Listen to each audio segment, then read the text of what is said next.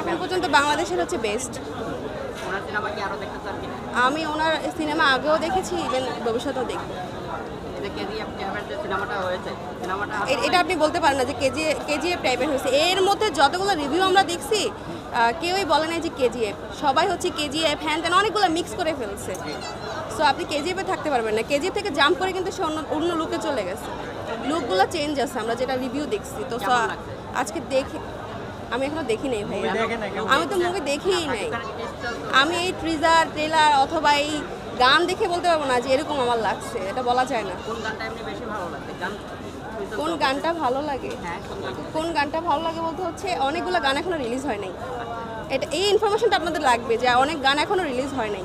তিনটা গান রিলিজ হয়েছে, তার মধ্যে হচ্ছে আপনার যে উড়াদোড়া যে গানটা, আমরা জানি যে গানটা হচ্ছে অনেকে নকল বলে, যদিও কার্টিসি আছে, নকল বলা চলে না। এত ভিডিও কলে আল্লাহ,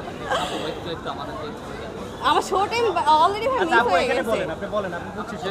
কি বলবো আর কি প্রশ্ন?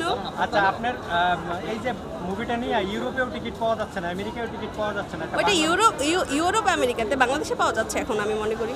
বাংলাদেশে তো পাওয়া যাচ্ছেই না, ইউরোপেও পাওয়া যাচ্ছে না। কেন পাওয়া যাচ্ছে না? আমি কালকে রাতে টিকিট করলাম, আজকে দেখতে আসছি। পাওয়া যাবে না কেন? আসছে তাদের তো টিকিট ছবিটা দেখতে আসছে তুফান অলরেডি এটা বলা হয়ে গেছে। আসলে তুফানে অনেকে বলছিল আসলে সুপারস্টার শাকিব খানের সিনেমা মানে আসলে সুপার ডুপার হিট। আসলে আপনার কি মনে হয়? ইদানিং তো অনেক বেটার, ভালো, তাই না? শাকিব খান হচ্ছে আউটস্ট্যান্ডিং। সে ইদানিং যে পারফরমেন্স করছে সেগুলো তো হচ্ছে আপনার মানে অন্য রকম লেভেলের করছে, তাই না?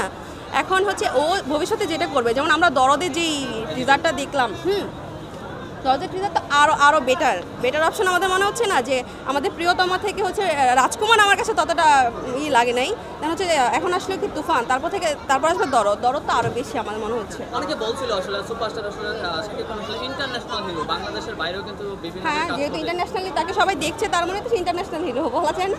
আপনার সঙ্গে মিমি চক্রবর্তীর আসলে কেমিস্ট্রি কেমন ছিল শাকিব খানের সঙ্গে?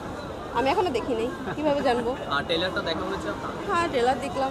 ট্রেলারের মতো তো মিমি চক্রবর্তী ছিল না, ছিল কি এই গাড়িতে একটু সিনে ছিল একটু, ঠিক আছে। নাবিলার কেমিস্ট্রি তো আমরা গানে দেখলাম যে ছিল ভালো, বাট নাবিলাকে আমার ততটা ভালো লাগেনি, বাট সে ভালো অভিনেত্রী। বাংলাদেশের আসলে আপনার কোন হিরোটা? হ্যাঁ, শেষ করি। কলকাতাতে 5 তারিখে রিলিজ হবে। হয়েছে কি 5 তারিখে? আজকে রিলিজ হয়েছে। আমি কলকাতা থেকে আসছি, সো আমি দেখে আসছি না। আমি ভাই এত জানি না, আমি কি বলবো? কপি বলুক না, আমাদের ছবি যদি অন্য দেশকে কপি করতে পারে তার মানে কি ওদের অনেক বাজেট আছে, আমাদের কম বাজেটে যদি কপি করতে পারে তাহলে ভালো। এটা তো ভালো না? ভালো,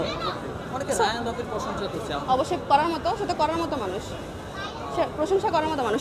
তার মুভি কয়টা? 5 থেকে 6টা আসছে, সেটা প্রশংসা করার মতো। কি মনে হয়েছে আমরা যে 10 কোটি টাকার বাজেটে মুভি বানাইয়া আপনি 300 কোটি টাকার সাথে তুলনা দিচ্ছি?